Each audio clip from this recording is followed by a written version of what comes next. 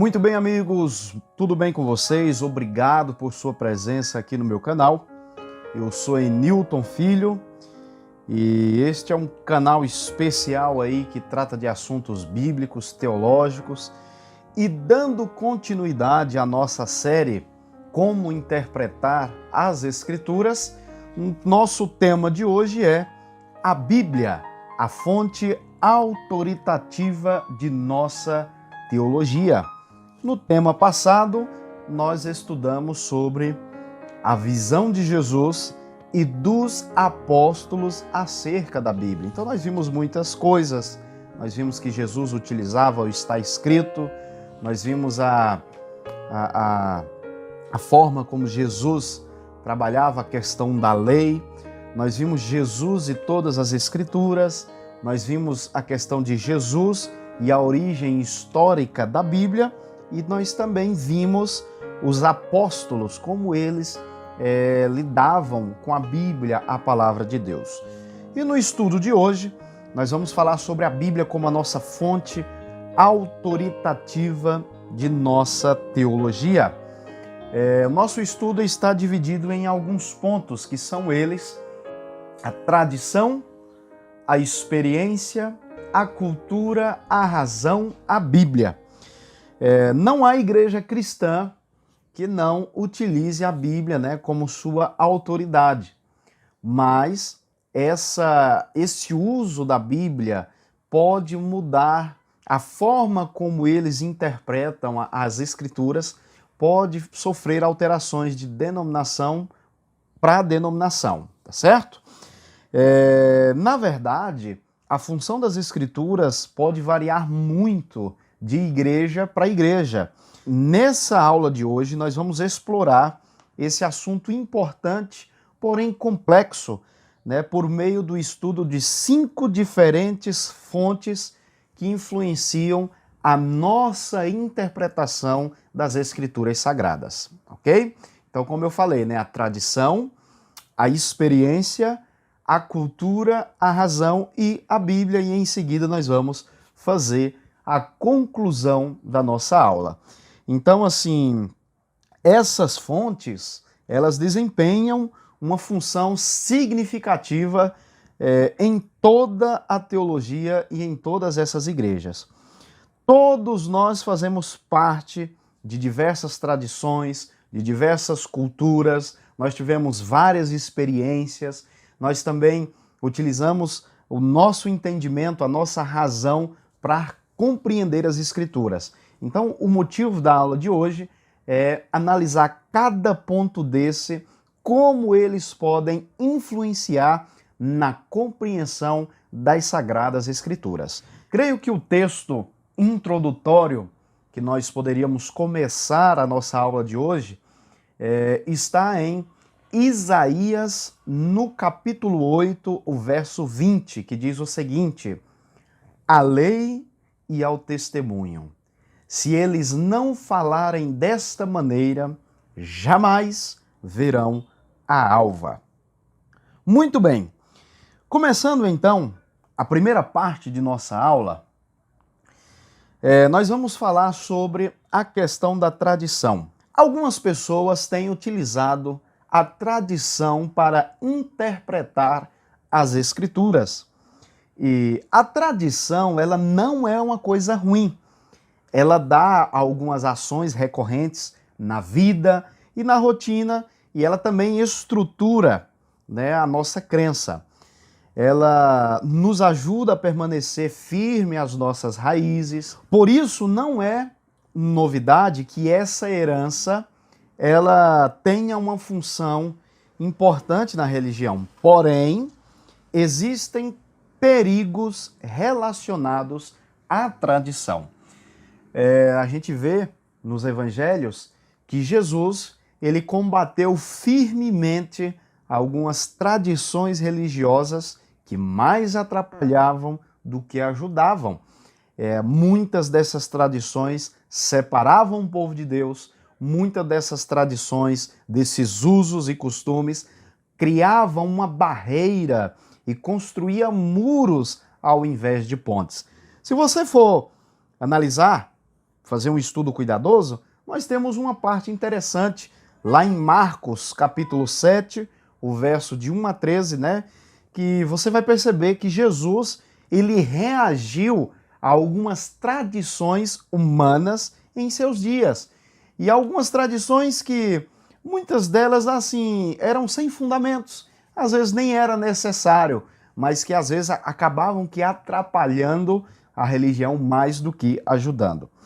Quando nós vamos avaliar essa questão cuidadosa de Jesus no trato com as tradições, nós vamos perceber que a tradição que Jesus confrontou era cuidadosamente transmitida, né, na comunidade judaica e de mestre, e era uma transmissão de mestre para discípulo. Nos dias de Jesus, ele havia assumido um lugar ao lado das Escrituras. E com o passar do tempo, essa tradição ela vai acumulando mais coisas, acumulando mais costumes, mais práticas, que ela vai ficando um pouco distante da palavra de Deus.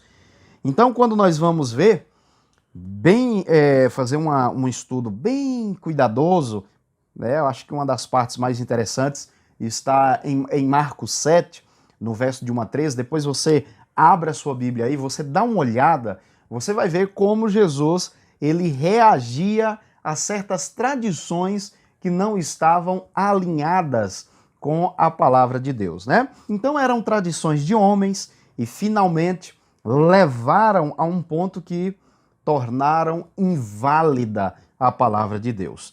É um perigo as questões das tradições, porque pode chegar um tempo, pode chegar um período que ela vai distanciando a pessoa da palavra de Deus.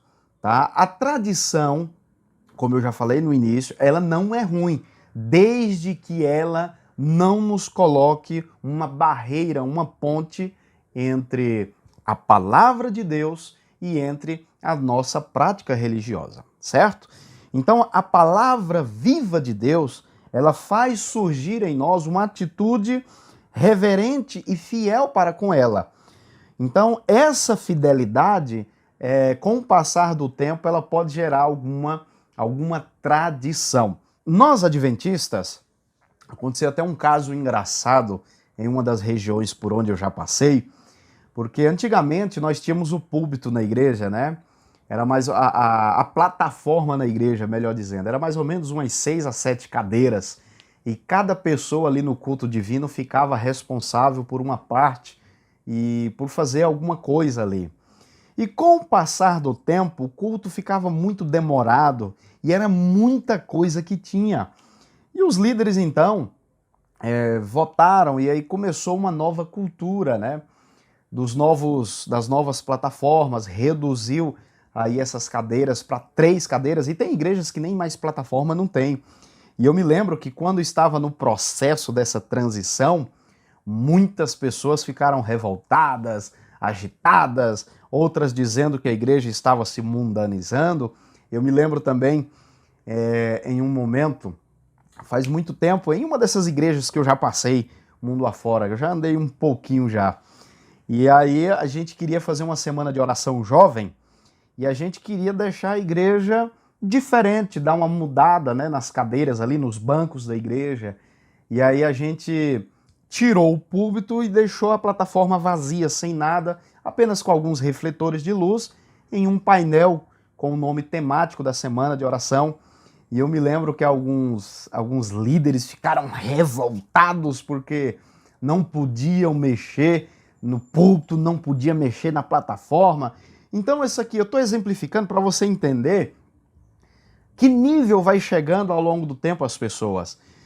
A gente vai criando tradições, e tradições essas que não estão na Bíblia, não estão fundamentadas na Bíblia, e que geram um certo desconforto, e que algumas pessoas, infelizmente, estão enraizadas nas coisas antigas, no passado, e aí começa a criar alguns estereótipos, né, como sendo verdade e como sendo uma doutrina e tudo mais, né?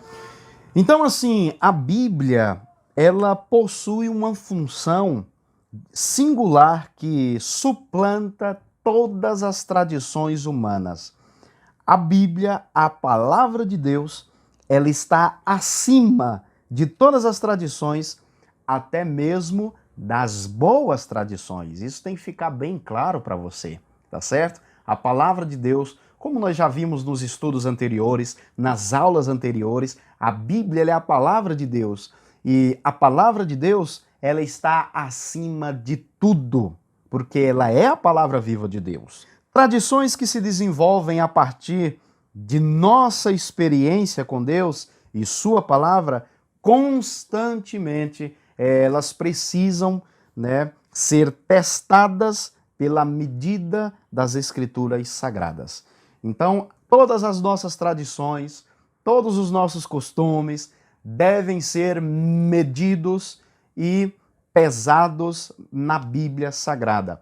Se você for fazer um estudo cuidadoso de costumes que você tem, de práticas que você tem na sua comunidade religiosa, de coisas, e você for comparar com a Bíblia, você vai colocar boa parte dessas tradições e práticas, de lado, porque você vai ver que não tem um fundamento bíblico e não tem fundamento em lugar nenhum, apenas foi criado por homens. Isso me lembra até uma história, conta-se uma historinha de uma mulher que fazia a galinha, no Goiás chama galinha caipira, do Nordeste chama galinha de capoeira.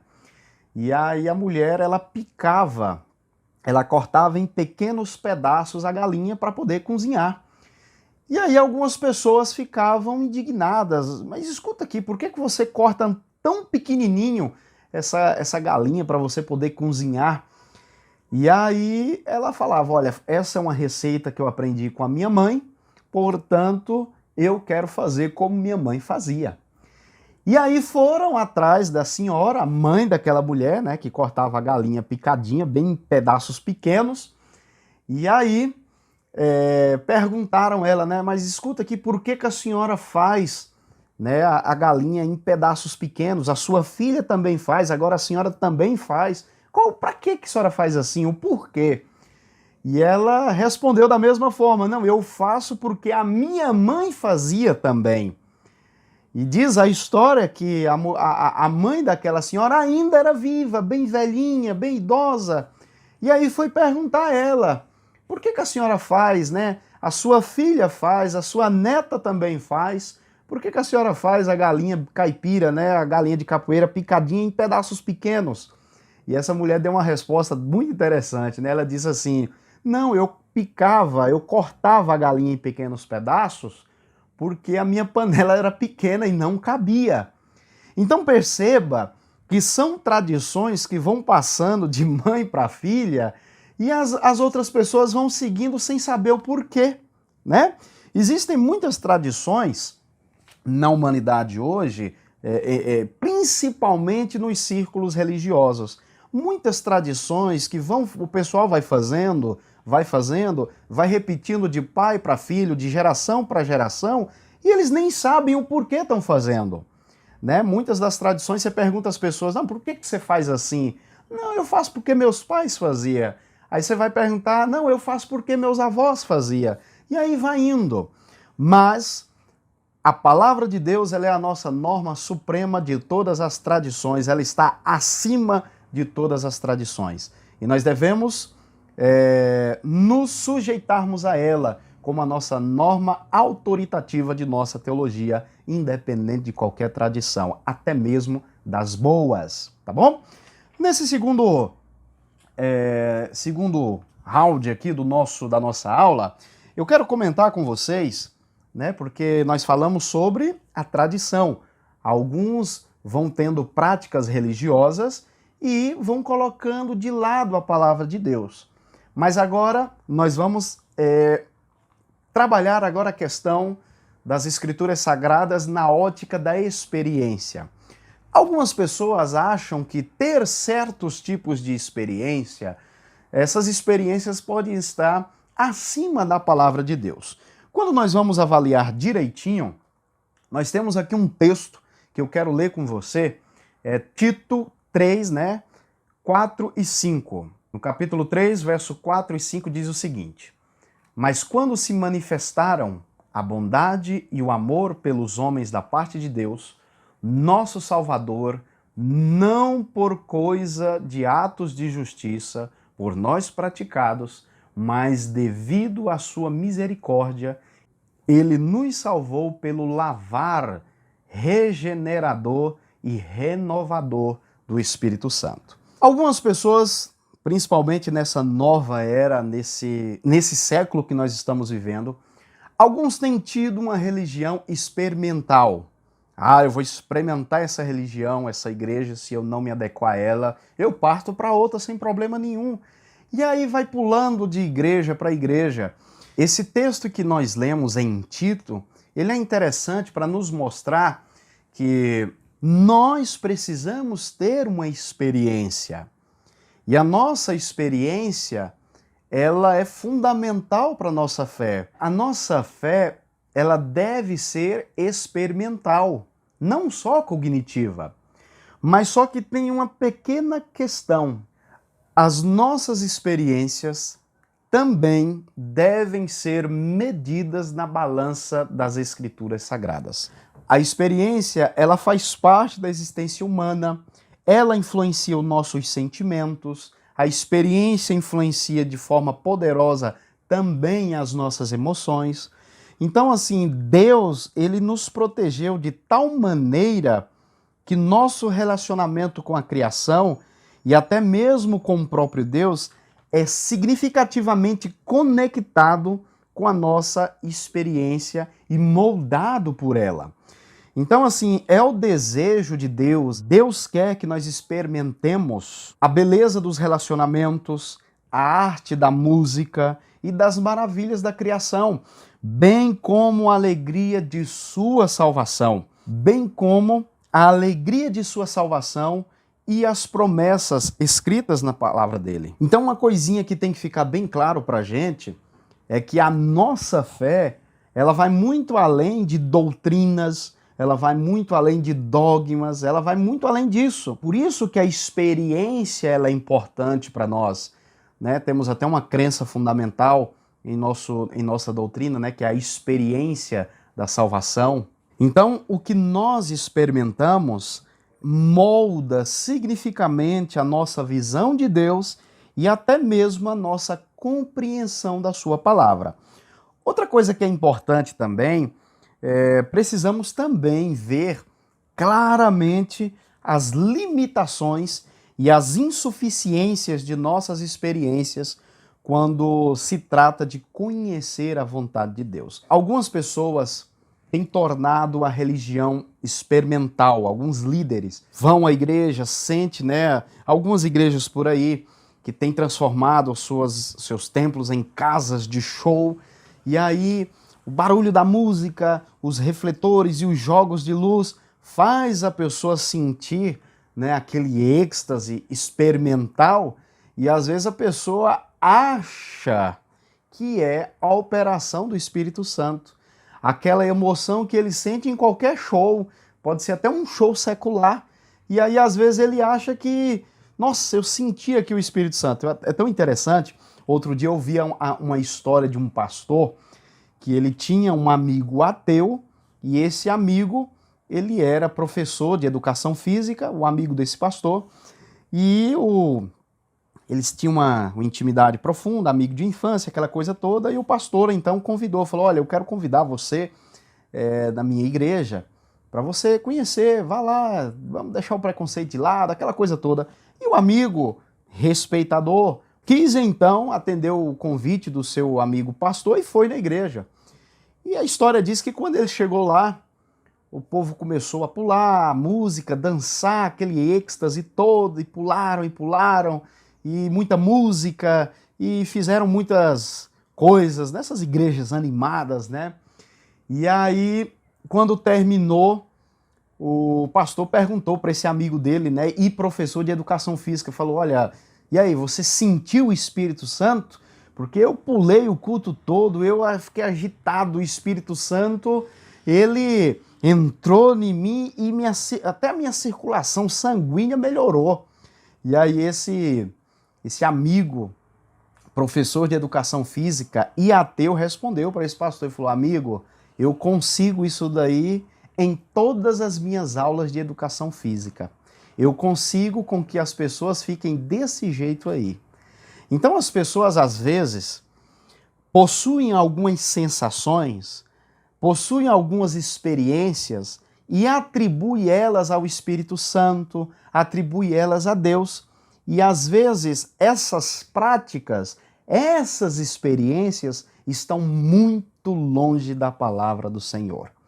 Você vai ver que muitos dos discípulos, muitas pessoas que estavam cheias do Espírito Santo, não tinham essas práticas e nem fazia como alguns têm feito por aí, mundo afora, né? E nós temos que também submeter as nossas experiências no assim diz o Senhor nas Escrituras Sagradas, tá? As experiências, elas podem ser muito enganadoras. Às vezes a gente passa por algumas situações e aí a gente acha que foi Deus, a gente acha que foi o Espírito Santo, a gente só acha, mas a gente não vai para a Bíblia para conferir. Esse é um dos maiores problemas. As experiências, elas podem ser muito enganadoras. Biblicamente, a experiência precisa ter sua esfera apropriada. Ela deve ser influenciada, moldada e interpretada pelas Escrituras. Porque senão a gente vai estar fazendo algumas coisas por aí e atribuindo a Deus. Podemos chegar ao ponto de fazer até coisas erradas por termos a boa experiência e acabar atribuindo a Deus. Às vezes, nós desejamos experimentar algo que não tem harmonia com a palavra e muito menos a vontade de Deus. Então, nessas ocasiões, precisamos confiar na Bíblia acima das nossas experiências, acima dos nossos desejos. E outra coisa que tem que ficar muito claro para nós devemos estar atentos para assegurar que a experiência elas estejam em harmonia com as Escrituras e não contradigam o claro ensino da Bíblia. O apóstolo Paulo também vai falar dessa questão, lá em 2 Coríntios, no capítulo 11, o verso 3, que diz o seguinte: o que receio e que quero evitar é que, assim como a serpente enganou a Eva com astúcia, a mente de vocês seja corrompida e se desvie da sua sincera e pura devoção a Cristo. Então nós devemos ter cuidado, devemos ser cuidadosos, porque assim como a serpente enganou Eva no Jardim do Éden e ela teve a experiência de comer do fruto, e essa experiência aparentemente boa trouxe toda essa devastação e o que nós temos hoje, da mesma forma pode acontecer comigo e com você. Por isso temos que ter cuidado. Mas algumas pessoas também querem utilizar a cultura para interpretar as Escrituras. Nós devemos ter em mente que todos nós pertencemos a culturas específicas. Por exemplo, eu nasci no Goiás, fui criado no Goiás, com certa idade mudei para o Pernambuco, depois do Pernambuco retornei para o Goiás, depois fui para o Pará, depois do Pará fui para Paraíba. Então assim, eu conheci algumas culturas diferentes, alguns lugares diferentes, e é tão curioso que até mesmo dentro do nosso país, a diversidade cultural ela é muito grande, quem dirá em outros países, né? É interessante que nós somos influenciados pela cultura. Às vezes a gente tinha um jeito de falar em um estado, a gente muda para o outro e convivendo com aquelas pessoas, a gente vai mudando a nossa forma de falar, a nossa forma de ver algumas coisas. E essa mudança, ela é até interessante. Mas a cultura também, a nossa cultura deve estar pesado na balança das Escrituras, tá? Nós somos muito influenciados e moldados pela cultura. Nenhum de nós escapa dela, porque ela é muito forte, a cultura ela é forte. Basta a gente analisar o Antigo Testamento e a história de um antigo Israel, que a gente vai vendo que a forma como eles foram corrompidos pelas culturas dos povos ao seu redor. Depois, se você for ver, dá uma estudada na Bíblia, no Êxodo, no Pentateuco, que você vai ver como as culturas dos povos pagãos ao redor influenciou fortemente. Não vamos botar assim, não. Vamos diretamente, o povo de Israel, como o povo estava com o Egito enraizado no seu coração, e foi um processo, sabe, doloroso e árduo para que eles abandonassem essa cultura egípcia do seu coração. Então, assim, a cultura ela é muito forte. O que faz a gente pensar que hoje as coisas vão ocorrer de modo diferente? Será que da mesma forma que aconteceu com Israel antigo, será que não vai acontecer conosco também? Será que não vamos ser influenciados pela cultura em que a gente vive? A palavra de Deus, como nós já vimos em estudos anteriores, ela foi dada em culturas diferentes, épocas diferentes, pessoas que viveram em locais diferentes. A gente percebe que a cultura dos escritores bíblicos não afetou a mensagem que eles escreveram. Gente, isso é muito interessante, porque viveram em épocas diferentes, culturas diferentes, costumes diferentes, lugares diferentes, e eles não foram. A mensagem deles, a mensagem que Deus transmitiu através deles, não sofreu nenhuma alteração. E aqui, ó, mesmo que os fatores culturais influenciassem inevitavelmente a nossa compreensão da Bíblia, nós não devemos perder de vista que o fato de que a palavra de Deus, ela também transcende e estabelece impérios e status sociais. Essa é uma razão pela qual a Bíblia ultrapassa qualquer cultura e é até capaz de transformar e corrigir elementos pecaminosos que encontramos em todas as culturas. Porque as pessoas, né, alguns, até essa galera mais jovem, né, tem o costume de dizer, não, a Bíblia é um livro ultrapassado, a Bíblia é um livro assim que a gente não precisa utilizar porque é um livro velho. Amigo, foram 1500 anos para a Bíblia ser escrita. Culturas diferentes, épocas diferentes, lugares diferentes, por pessoas diferentes, e o conteúdo dessa mensagem não sofreu alteração nenhuma, porque veio transmitida através de Deus. Nós já estudamos o processo de revelação, inspiração, e aí ela chega até nós hoje. E aí eu vou colocar de lado, a Bíblia, ela está acima da cultura, ela é transcendente, certo? A Bíblia, ela transcende todo e qualquer tipo de cultura e ela serve para corrigir os elementos errados e pecaminosos de qualquer cultura. A cultura, como qualquer outra faceta da criação de Deus, ela também sofreu por causa do pecado. Consequentemente, ela também está sob o juízo de Deus. É evidente que alguns aspectos de nossa cultura podem se alinhar muito com a base de nossa fé, mas também nós devemos ter cuidado e nós devemos distinguir entre o ideal da cultura e o ideal do assim diz o Senhor. O ideal, e se necessário, é que a fé bíblica se oponha à cultura existente e crie uma contracultura que seja fiel à palavra de Deus. A primeira carta de João, 1 João 2, capítulo 15, verso 17, diz o seguinte: não amem o mundo e nem o que nele há. Se alguém amar o mundo, o amor do Pai não está nele. Pois tudo o que há no mundo, a cobiça da carne, a cobiça dos olhos e a ostentação dos bens, não provém do Pai, mas do mundo. O mundo e sua cobiça passam, mas aquele que faz a vontade de Deus permanece para sempre. Será que quando João fala assim, olha, não ameis o mundo, será que não poderíamos colocar as questões culturais em que nós às vezes nos apegamos e nós amamos e que muitas das vezes vão contra a palavra de Deus, vão contra o assim diz o Senhor? Então é curioso notar que há um texto do Espírito de Profecia que diz o seguinte: os seguidores de Cristo devem se separar do mundo em princípios e em interesses. Não devem, porém, se isolar do mundo.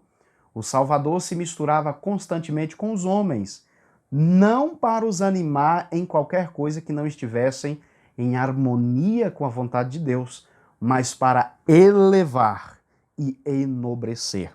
Eu acho até interessante uma frase, né, que dizia que Daniel, ele estava em Babilônia, mas ele não era de Babilônia. José estava no Egito, mas ele não praticava as coisas que o Egito fazia.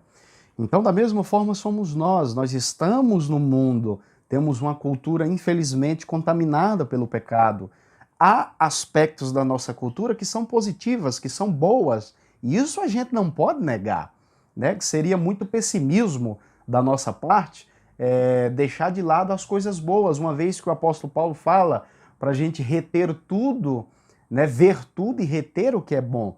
Então, assim, há coisas boas e positivas da nossa cultura, mas também, infelizmente, há coisas negativas que vão contra a palavra de Deus. E por isso que a gente tem que criar uma contracultura que esteja alinhada ao assim diz o Senhor. Será quais os aspectos, né, da nossa cultura que estão completamente em oposição à fé bíblica? Se você for analisar, se você for parar um pouquinho, você vai ver que tem muita coisa da nossa cultura que está bem distante do assim diz o Senhor. Partindo para o nosso próximo ponto da nossa aula de hoje, nós vamos ver agora a questão da razão. Em 2 Coríntios, capítulo 10, o verso 5 e 6, tem o seguinte texto: destruindo os conselhos e toda altivez que se levanta contra o conhecimento de Deus e levando cativo todo entendimento à obediência de Cristo e estando prontos toda a desobediência quando for cumprida a vossa obediência. Por que a obediência a Cristo em nossos pensamentos é tão importante, né? A gente viu aqui o apóstolo Paulo aconselhando para a gente ter cuidado com os conselhos e toda a altivez que se levanta contra o conhecimento de Deus. A primeira coisa que a gente tem que ter em mente é que Deus, ele nos deu a capacidade de pensar e de raciocinar. Então, o Papai do Céu, quando criou o nosso cérebro, quando criou a nossa cabeça, colocou um cérebro com capacidade de pensar. Então são bilhões de neurônios trabalhando aqui dentro, né?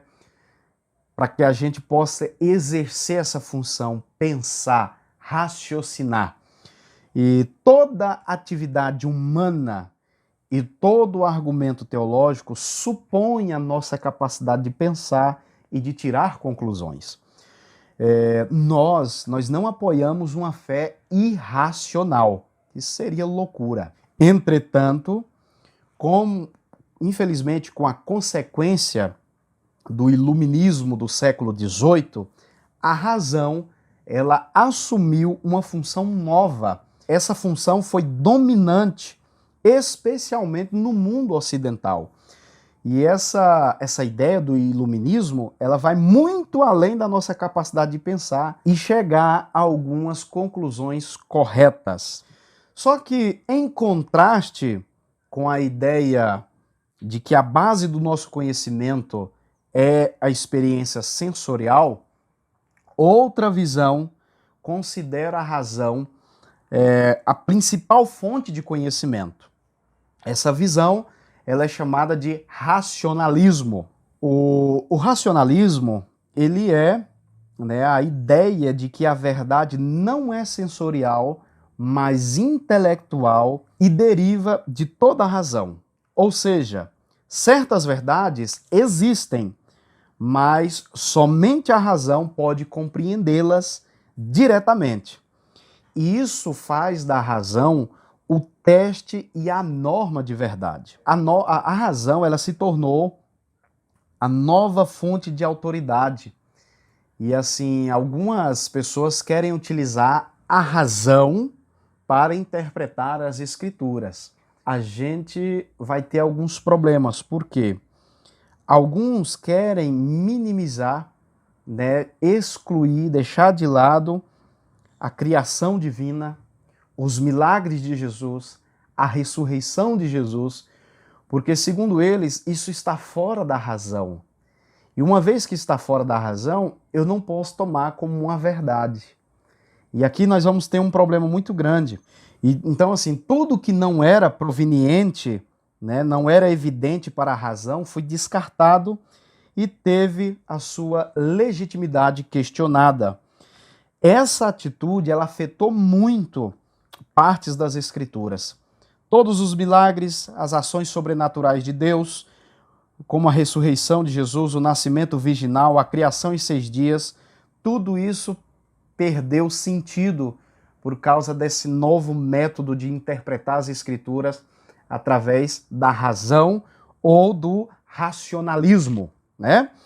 Lembremos-nos de que mesmo o poder do raciocínio, ele também foi afetado pelo pecado. Outro dia eu estava até conversando com minha mãe aqui em casa, falando sobre as criações dos seres humanos, as inovações, a ciência, a multiplicação da ciência, até onde o homem conseguiu chegar. Ela estava falando, né, sobre... Ela fica impressionada, né, como uma pessoa consegue falar com outra somente usando um celular, e não tem assim, a gente não consegue ver o sinal, mas ele existe. Aí nós falamos também da criação do avião. Então pensa comigo, se o ser humano, mesmo com a mente afetada pelo pecado, já conseguiu criar tudo isso, já conseguiu desenvolver tudo isso, imaginem a mente humana em sua capacidade total, sem a influência do pecado.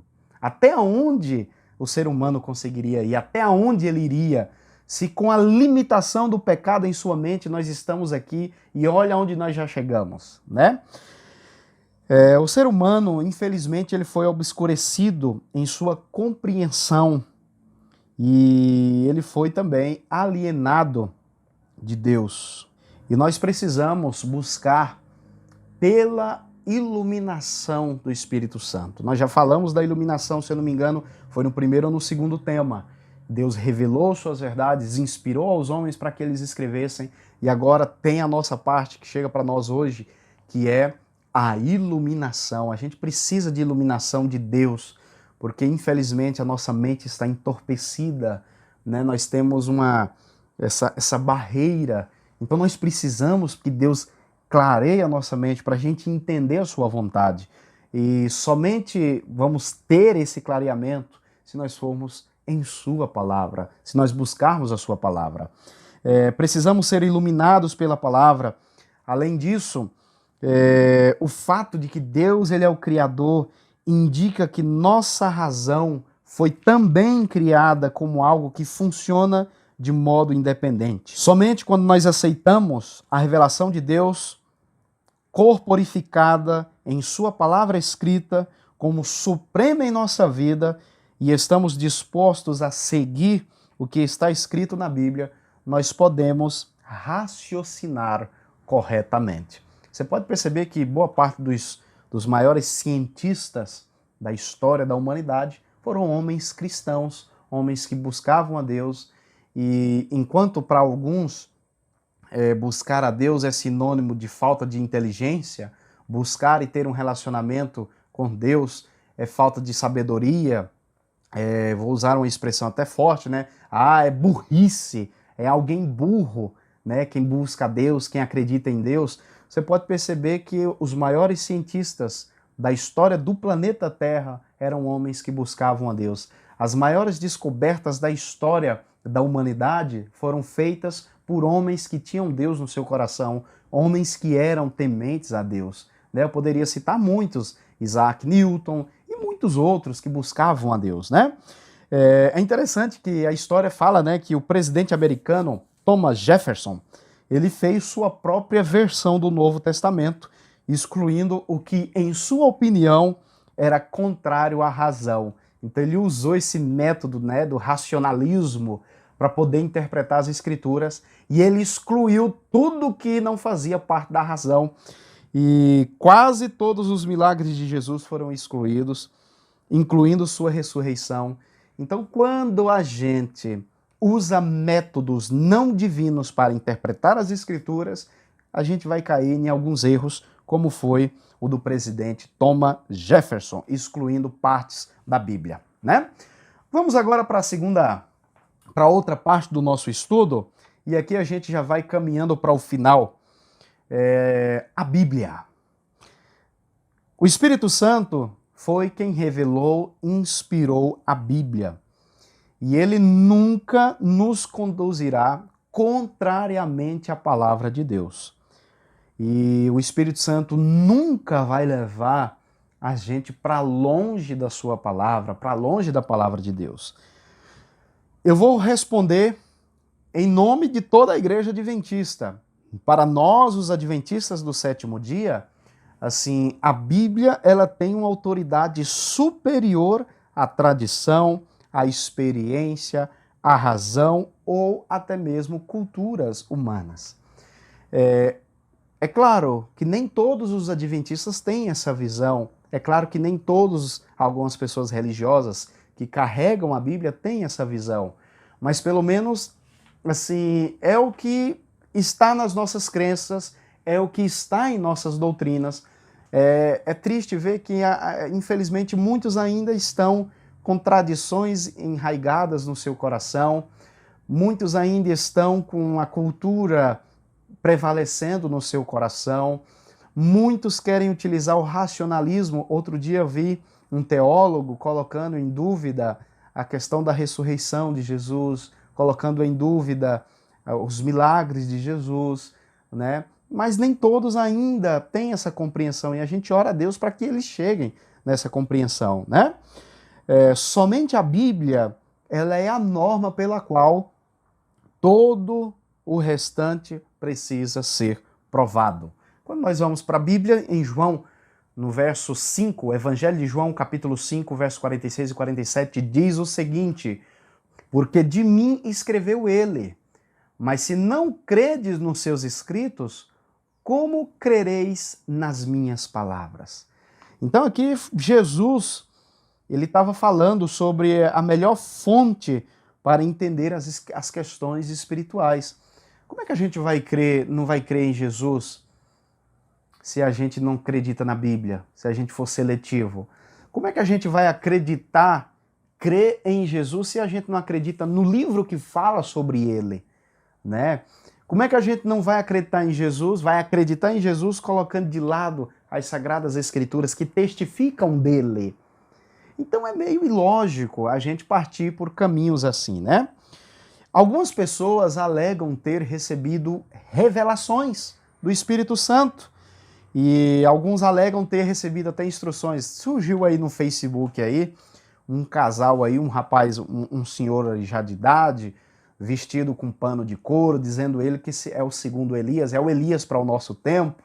E aí a mulher dele começou a fazer umas profecias, que o decreto dominical ia sair agora dia 20 de março, e nós já estamos em que dia? Dia 26 de abril, né? E aí algumas pessoas constantemente alegam ter revelações, alegam ter inspirações, só que para essas pessoas, um suposto Espírito Santo alcançou autoridade maior do que as Escrituras. Então, assim, a gente tem que entender que nunca o Espírito Santo vai contrariar o que está escrito. Nunca o Espírito Santo vai revelar algo para uma pessoa que vai contra a Bíblia. Nunca, porque se foi o Espírito Santo que inspirou os autores, os escritores bíblicos para eles poderem escrever. Quem anula a palavra de Deus escrita, quem se esquiva da mensagem da verdade, está andando num terreno perigosíssimo, tá? A Bíblia é a nossa única salvaguarda espiritual. Somente ela é confiável para toda matéria de fé e prática, tá? Tem até o texto de João 7,38 que diz assim: quem crê em mim, como diz as Escrituras, do seu interior fluirão rios de água viva. E como é que a gente vai acreditar em Jesus? Como é que a gente vai desenvolver uma fé em Jesus? É através das Escrituras que testificam dele, né? Tem um texto aqui do Espírito de Profecia que diz o seguinte: por meio das Escrituras, o Espírito Santo fala à mente e grava a verdade no coração. Assim expõe o erro, expulsando do coração, né? Expulsando o erro do coração. É pelo Espírito da verdade, agindo pela palavra de Deus, que Cristo submete a si seu povo escolhido. Então é somente pelas Escrituras e as Escrituras somente, tá bom? O Espírito Santo nunca deve ser interpretado como um substituto da palavra de Deus. Ao invés disso, ele trabalha em harmonia com a Bíblia. O Espírito Santo ele trabalha junto, em conjunto com a palavra, para moldar a nossa mente, o nosso coração e aceitar a Cristo como nosso Salvador pessoal. A Bíblia apresenta a sã doutrina e, sendo a palavra de Deus, é confiável e merece plena aceitação. Não é nossa tarefa julgar as Escrituras. Em vez disso, a palavra de Deus tem o direito e a autoridade para julgar a nossa vida. É o contrário. E nossos pensamentos, afinal, é a palavra escrita pelo próprio Deus, né? A gente sabe que Deus ele é o autor, mas Deus usou homens e mulheres para que pudesse transmitir, mas o autor é ele. Então não sou eu que tenho que moldar a palavra ao meu método e ao meu modo de viver. Sou eu que tenho que moldar a minha vida e o meu jeito ao assim diz o Senhor e o assim está escrito, como foi que nós estudamos na outra aula. Nós chegamos ao fim da nossa aula. Eu quero ler o último texto com você, do Espírito de Profecia, que diz o seguinte: em sua palavra, Deus conferiu aos homens o conhecimento necessário para a salvação. As Santas Escrituras devem ser aceitas como autoritativa e infalível revelação de sua vontade. Elas são a norma do caráter revelador das doutrinas, a pedra de toque da experiência religiosa. Muito bem, meus queridos e minhas queridas, na aula de hoje nós vimos alguns métodos que algumas pessoas têm utilizado para interpretar e seguir as Escrituras. Nós vimos a tradição, nós vimos a questão da experiência, nós vimos a questão cultural, nós vimos a questão também da razão, do racionalismo, e nós vimos também a questão da Bíblia, que é ela somente e ela apenas a nossa única regra de fé e prática. Em nossa próxima aula, nós iremos falar, o nosso tema é somente pelas Escrituras, ou seja, sola Escritura, que foi o ideal defendido por Martinho Lutero na Reforma Protestante, né? Um dos ideais, né? Lembre-se que todas essas coisas que nós falamos aqui, a tradição, a experiência, a cultura e a razão devem submeter-se ao assim diz o Senhor. Qualquer ideia, qualquer coisa que fuja da palavra de Deus não é a palavra de Deus, é apenas criação humana e, portanto, nós precisamos do nosso Criador para conduzir e iluminar a nossa vida, tá certo? Um forte abraço para você. Eu gostaria de pedir a você que curta aqui o nosso vídeo, se inscreva no canal, ative o sino e compartilhe com os demais amigos. Um forte abraço, que Deus abençoe você e toda a sua família.